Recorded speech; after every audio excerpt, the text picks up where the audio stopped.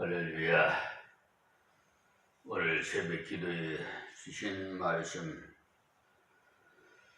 창세기 강해설교로 23장 2절 말씀부터 은혜 받겠습니다. 사라가 가나안 땅 헤브론 곧 기럇아르바에서 죽음에 아브라함 들어가 사라를 위하여 슬퍼하며 애통하다가 아멘. 여기 아르바는 베들레헴에서 가까운 곳입니다. 아브라함이 브엘셀바에 내려가서 그랄이라는 곳에 상당한 동안 이게 살다가 이제는 가나안 땅 깊숙이 올라왔어요. 예루살렘에서 조금 떨어진 곳에서 살고 있었는데 사라가 별세하게 되었다는 말이지요. 아브라함이 애굽 쪽으로 너무 많이 치우쳤다가 나중에 하나님의 뜻을 깨닫고 올라와서 하나님의 약속의 땅 깊숙한 곳에서 살았어요. 그곳에서 살다가 아내 사라가 죽음으로써 그를 생각해서 슬퍼하고 애통했다는 것은 하나님께서 주신 아내 사라가 죽음으로써 그를 생각하며 슬퍼하고 애통했다는 것. 누구나 믿음으로 생활하시는 분들은, 아니 그렇지 않은 분들도 자기 부인이 먼저 세상을 타개하면 슬퍼하지 않을 사람이 누가 있겠어요? 정상적인 인성교육이 된 사람이라면 나의 한 생애를 마쳤을 때 정말 마음으로 울어줄 수 있는 사람이 있다면 바르게 살아온 증거가 되겠습니다. 한 사람의 죽음을 정말 애석하게 여겨 울어줄 수 있는 사람이 많이 있다면 귀한 생애를 산 거죠. 그렇지 않으면 아이고 그 사람은 그만 세상을 떠나니까 시원섭섭하구나 하는 이별이 되지 않도록 살아야겠어요. 오히려 그분이 조금만 더 살았더라면 주님을 더 봉사할 수 있는 터일 때 가정을 위해 좀 더 일할 건데 하면서 주위에서 슬퍼하고 애통해하는 그런 사람은 인생의 끝맺음을 바르게 맺은 것입니다. 사라는 사랑하는 아들 이삭이 그 결혼도 시키지 못했는데 별세하였던 것이죠. 늦게 아들을 낳아서 잘 키웠는데 장가도 보내지 못한 채 별세를 했기 때문에 아브라함이 더 애석해 했을 것입니다. 우리가 이 땅 위를 떠났을 때 하나님의 일을 가정에서 했든지 어느 곳에서 했든지 간에 좀 더 계셨더라면 사람들의 마음속에 애석함으로써 남아있는 그런 사람이 되는 것이 귀중합니다. 이런 훌륭한 사람이 장례식을 집례하는 목사님도 한결 힘이 덜 들어요. 이분은 이러이러하게 생활을 하라 했는데 우리도 그렇게 신앙생활을 잘하면서 주의 나라에 가게 만납시다 하면서 교훈할 것이 확실하기 때문에 참으로 집례하기가 수월한데 어떤 사람은 아무것도 주를 위해서 한 것이 없어서 할 말이 없어요. 그럴 때는 인생은 허무하다는 말밖에는 할 말이 없지요. 허무하지 않도록 주를 위해서 삽시다 라는 말밖에 할 말이 없습니다. 만약에 어머니가 예수를 믿는데 아들이 예수를 믿지 않다가 돌아가셨다면 집례는 해줄 수 있는데 분명히 밝히 말해줘야 하는 것은 이 예배를 통해서 죽은 분을 천당보다는 천당 보내는 것이 아니라 남아있는 사람을 위해서 하나님 앞에 예배드리는 것이라는 것을 말해줘야 되겠죠. 어떤 사람은 진리를 잘 몰라가지고 예배드림을 인해서 죽은 자가 천국 가는 싶어서 특히 예배 중에 임종하는 것을 좋아하는데 전혀 그렇지 않습니다. 이미 돌아가신 분은 천당은 갔든지 지옥에 갔든지 해결이 났습니다. 남아있는 시신을 안장하는 작업을 치르는 것 뿐이죠. 그런데 왜 예배를 드리면서 건면을 하고 설교를 하느냐 하면 남아있는 유족들을 위해서 둘러선 많은 조객들에게 남은 생애를 바르게 살으라고, 그래서 하나님 앞에서 후회함이 없도록 하기 위함이었습니다. 그 장례를 통해서 더욱 하나님을 바라보자는 것. 그러나 돌아가신 분이 아름다운 신앙생활로 본을 보였다면 좋은 증거의 기회가 됩니다.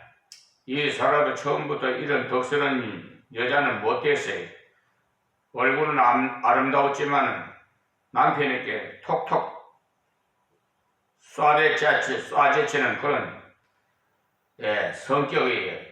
그러나 점점 은혜를 받으니까 부드러운 여인이 되어서 온유해서 순종하는 여자가 되었다는 것을 증거할 수 있게 되었어요. 성격이 나쁘던 사람도 하나님께서 고쳐서 새로운 사람으로 만드시더라는 참으로 좋은 설교 재료인 겁니다. 그러니까 우리들도 별세했을 때 많은 칭찬과 하나님 앞에서 증거거리가 될 수 있도록 우리 생이 바르게 살아 드리기를 바랍니다. 자, 3절 말씀에 그 시체 앞에서 일어나 그랬는데 이것이 바로 소망 있는 자의 행동이에요. 우리 믿는 사람은 예수 안 믿다가 죽어서 소망 없는 사람처럼 크게 슬퍼해서는 안 돼요. 곧 슬픔에서 빠지지 말아야 합니다. 슬픔에 잠기지 말아야 돼요. 부인이 죽었다고 해서 아무 일도 않고 바보처럼 되어서는 안 돼요. 돌아가신 분을 생각하면 섭섭하지만 영생이 있으니까 우리는 시체 앞에서 일어나야 됩니다. 일어나서 장례를 치르고 생활도 돌아가야죠. 데살로니가 전서 4장 13절과 18절 그러니까 참고해 주시기 바랍니다. 이 장례를 통해서 볼 때 서구 사람이 또 동양 사람 이런 차이점이 있는데요. 동양권의 사람들은요, 살아있는 동안은 별로 대접을 옳게 하지 않다가 세상을 타개하면 오래 울고 뭐 2년상을 하느니 하고 야단 법석이지만 서구 쪽의 사람들은 죽기 전에는 살리려고 가정에 애를 다 쓰다가도 죽고 나면은요, 기도하고 조용히 갖다 묻어버려요.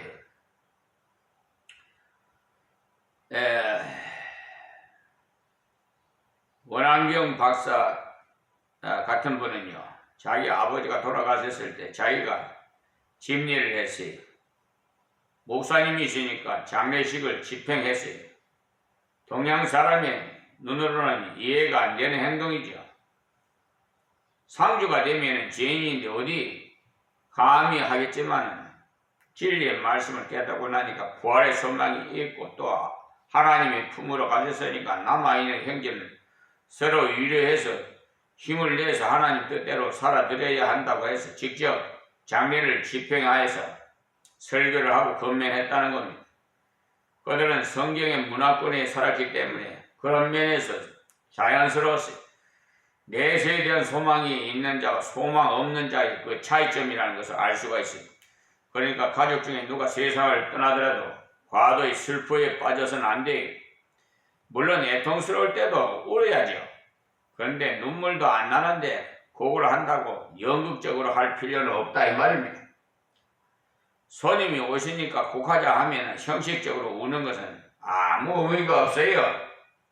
쓸데없는 짓거리지. 그 시체 앞에서 일어나 그러니까 자기가 직접 나가서 일을 다 처리했어요.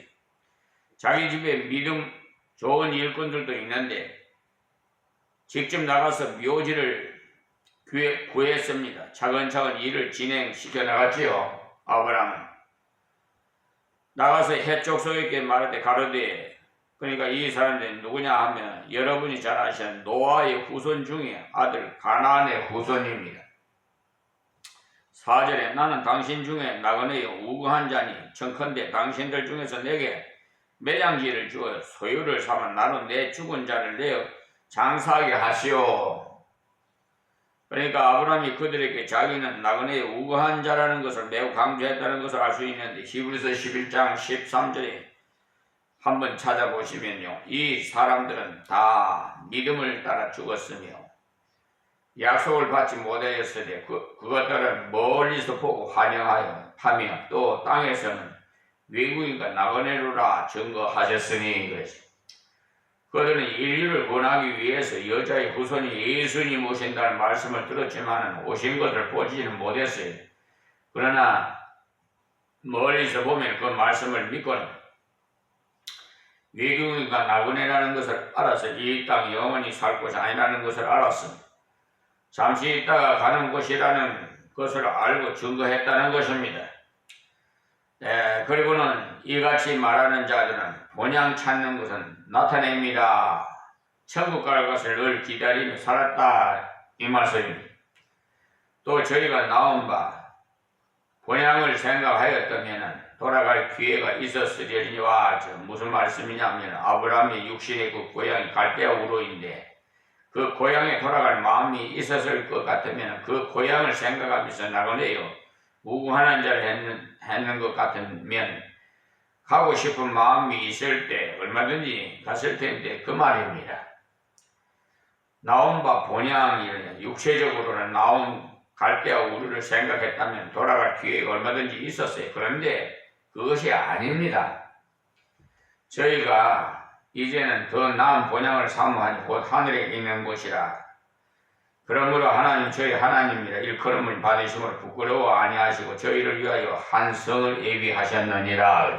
그러니까 천국을 예비해 두셨다는 거예요. 우리의 본향은 천국이에요. 이 세상에 사는 건 나그네예요.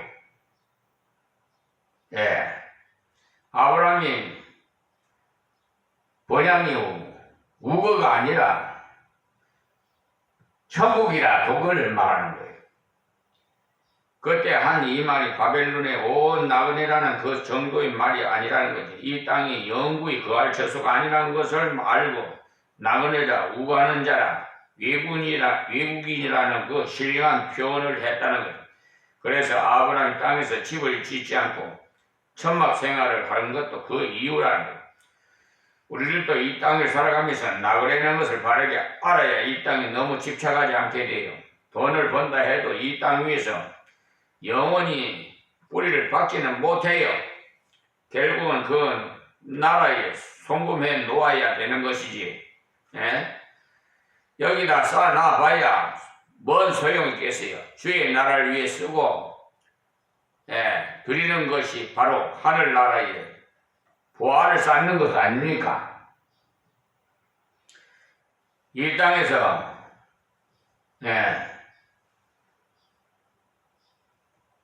성대하게 무슨 대형 건축을 해가지고 호화로운 생활 해봤자 다 불타고 없어질 것들이다. 자, 5절 말씀 혈족속에 아브라함에게 대답하되 가로되 6절에 내 주여 들으소서 당신은 우리 중 하나님의 방배이시니 우리 묘실 중에서 좋은 것을 택하여 당신의 죽은 자를 장사하소서. 그러니까 그들이 이때까지 사귄 아브라함을 평가한 말인데 당신을 가만히 보니까 하나님의 방백이라고 했어요. 방백이라는 것은 장관이라는 말이에요. 그러니까 굉장히 능력 있는 분이더라는 말이에요. 우리 중에서 자기 묘실에 당신의 죽은 자 장사함을 금할 자가 없으리이다. 쉽게 말하자면 누구 집 산이든지 쓰십시오. 묘지를 못 쓰게 할 사람 아무도 없을 것이니까 마음에 드는 대로 쓰십시오. 이 말입니다. 당신은 하나님의 방백이라. 이 말은 아브라함이 신앙을 드러내면서 살았다는 말씀입니다. 그는 가는 곳마다 단을 쌓고 하나님께 예배를 드렸다는 말인데 벌써 제3자가 먼저 알아요. 저 사람이 신앙생활이 어떠한가를 여러분들보다 더 잘한단 말이에요. 그러니까 이방인들이 저 사람은 정말 하나님의 백성이구나. 저 사람 정도면 우리 예. 우리도 예배 드리고 하나님 성립시다 다 그래서 전도가 되는 거예요. 자연히 보고 우리가 행하는 것을 보고 다 따라온단 말입니다. 그런데 이방인에게 그냥 조롱거리가 되는 그런 행동을, 더러운 추행을, 아이고 얼마 전에도 저 중부지방에 어떤 말하기도 싫네 그냥. 그런 자가들이 있기 때문에 전도문을 막아요. 전도문을. 하나님 영광 가리고.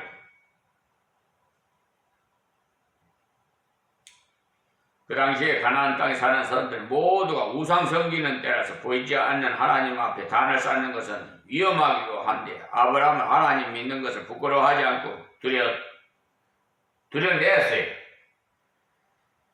그런데 하나님께서 그 가정에 복을 주시고 물질도 자식으로 복을 주셔서 그래서 이들이 그것을 다 보았다는 거예요.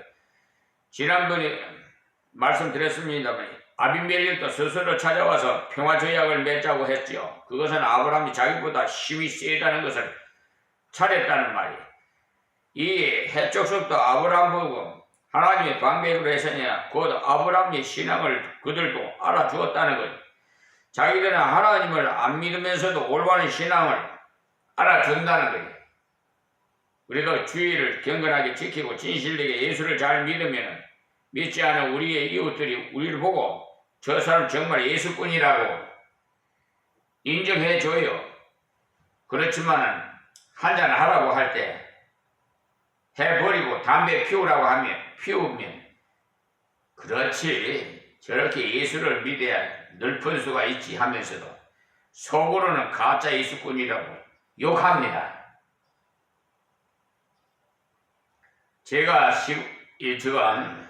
시골에 있을 때 어떤 집사님이 유원지 같은 곳에 가서 술도 먹고 하니까 저런 사람이 다 집사냐 하면서 교회를 우습게 봅니다.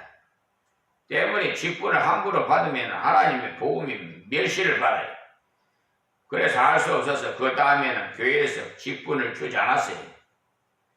그렇게 하는 건 세상 사람들 앞에서 뜻하지 못해 아브라함은 신앙생활을 분명하게 드러냈기 때문에 안 믿는 이들이 보고 저 사람은 정말 하나님의 방백이라 이거 인정을 하는 거예요. 그래서 아브라함이 보기 좋은 노트를 어느 것이나 다 쓰라는 자유를 주지. 이상한 것은 우리가 하나님께 굴복하면요 세상 앞에서 자유를 얻어요. 이것저것을 올바른 누리게 한다 이 말이에요. 그러나 세상을 따라가면 세상이 종이 되어버립니다. 너는 우리 말을 들으라 합니다. 그러나 우리 하나님의 뜻대로만 순종한다는 것을 알게 되면 세상이 우리를 아예 쳐내놓아요. 그때는 자유로워요. 아브라함은 터를 고르는 것이 아니 당신이 보기 좋은 대로. 그러니까 이거야말로 정말 신앙을 인정받았다는 것을 말해주지요. 저 양반이 권사님답다, 집사님답다. 안 믿는 사람도 인정한 그러한 신앙을 가지고 생활을 해야지. 그렇게 될 때 세상 앞에서 자유합니다. 당신은 교회 집사님이지 술은 못 잡수실 테니까 다른 것을 잡수시지요. 이렇게 하면 얼마나 좋습니까? 허참 한 잔 받으시오, 네 잔 꼭 받으시오 하면서 끝까지 술을 권하면서 물고 늘어지면 얼마나 귀찮겠어요. 제가 아는 어느 장로님은 학교 선생님이신데 육성회 모임에서 회장이 자기 술을 받지 않으면 원수진다느니 별소리를 함으로써 신앙이 확실한 분이라서 정 그렇다면 받지요 하고 술을 받아가고 아까성 와이셔츠에다가 부어버리니까 그 다음부터는 술을 권하겠습니까? 그분들이 먼저 인정을 해요. 신앙을 확실하게 드러내면서 하나님께 영광이 돌아가고 자신은 자유함을 얻고 확실한 예수꾼이라는 인정을 받습니다. 아브라함은 신앙을 드러내며 살았기 때문에 오히려 자유함을 얻었어요. 당신의 죽은 자 장사함을 금할 자가 없으니 얼마든지 마음대로 하시오 했는데도 아브라함의 태도가 얼마나 귀했는지 7절을 봅시다. 7절에 아브라함이 일어나 그 땅 거민 해쪽 속을 향하여 몸을 굽히고 보십시오.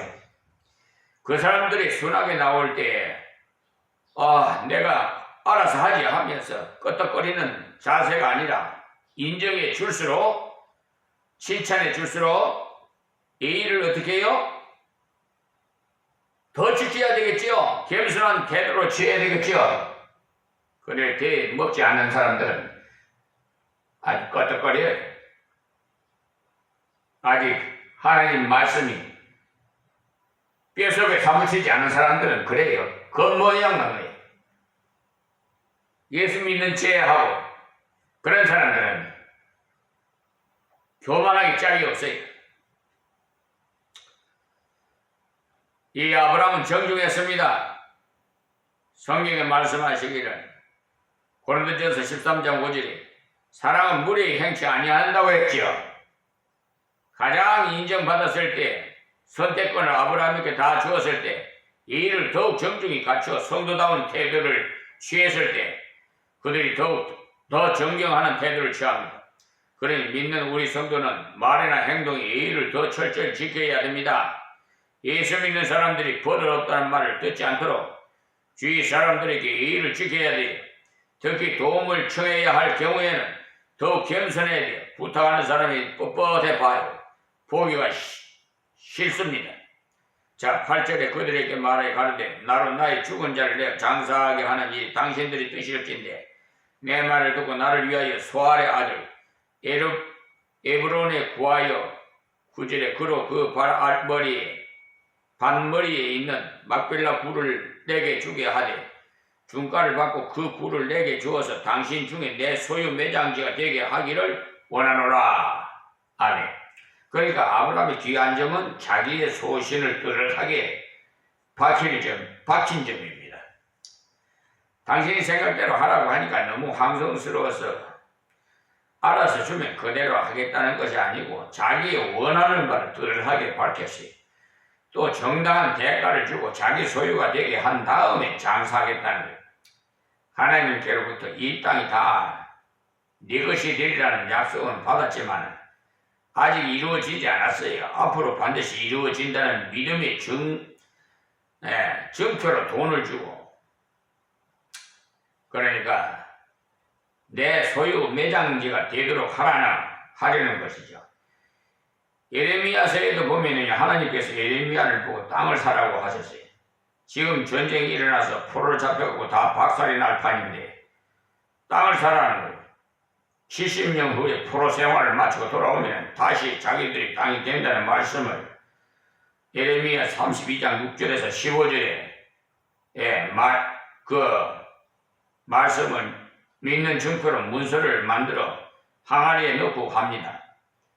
여기서도 아브라함이 땅을 사서 내 소유 매장지를 삼는다는 말은 확실하게 자기 것을 삼는 것입니다. 이 굴은 막벨라라는 하에서 그 단어의 뜻이 이중굴이라는 뜻이에요. 이중굴.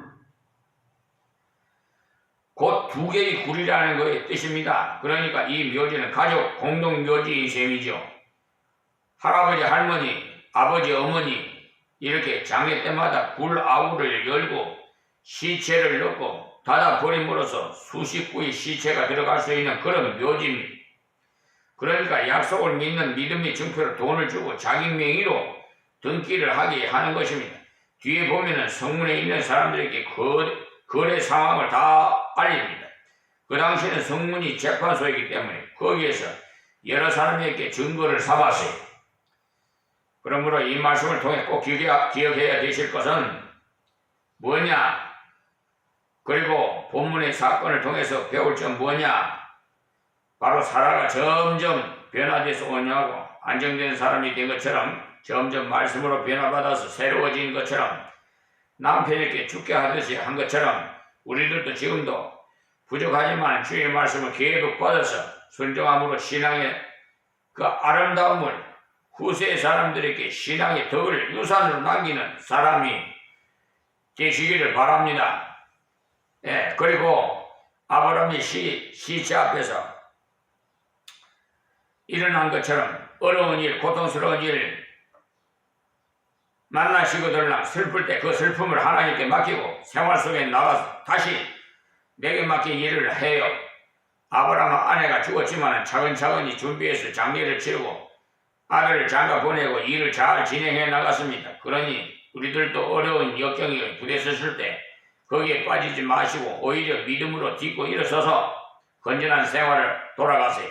그리고 이 땅에서 영원히 살 우리가 아니라 잠시 머물다 가는 나그네의 행위임을 잘 알아서 그 신앙을 드러내면서 신앙생활을 함으로써 누구에게나 진실한 예수쟁이라는 그 인정을 받고 삽시다. 그럴 때 우리가 마음대로 선택할 수 있는 자유함을 얻을 수 있습니다. 그리고 아브라함은 세상 앞에서도 예의가 바로 겸손했어요. 그러면서도 자기의 의견을 분명하게 말하는 용기가 더 있었어요. 성도는 겸손하다고 해가지고 비입을 하면 안 돼요. 쩔쩔매고 말이야, 굽실거리고 그런 짓거리 하지 말아요. 겸손은 상대방을 존중해요 하면서도 내 자신이 가진 재능이나 지식이나 신앙을 분명하게 말할 수 있는 것이 참다운 겸손이에요. 자기 있는 그대로 드러내는 그것이 참 겸손이에요. 자기는 자기 이상으로 돋보이려는 것이 바로 허위요 가장이에요. 자기 있는 그대로 분명히 나타내는 것은 오히려 겸손. 또 아브라함 묘지를 위해서 정당한 대가를 지불했어요. 우리는 언제가 있는 것은 나누지만 다른 사람의 것은 정당한 대가를 지불하고 취해야 합니다. 그래야만이 하나님의 영광을 가리지 않아요. 이때도 아브라함이 만약에 그들이 마음대로 하라고 했으니까 하고 자기 마음에 드는 장소를 말하고 중가를 주지 않고 넝큼 했다면 욕할 것이 나중에 보면 아브라함이 은 400세겔을 줬는데 땅 주인이 냉큼 받았어요. 그것을 보면 체면으로 했던 말이라는 것을 알 수가 있지요. 그러니까 정당하게 대가를 지불해야 하나님의 영광을 가려오지 않습니다. 아브라함은 정당한 대가를 지불했기 때문에 자기 명의로 등기를 합니다.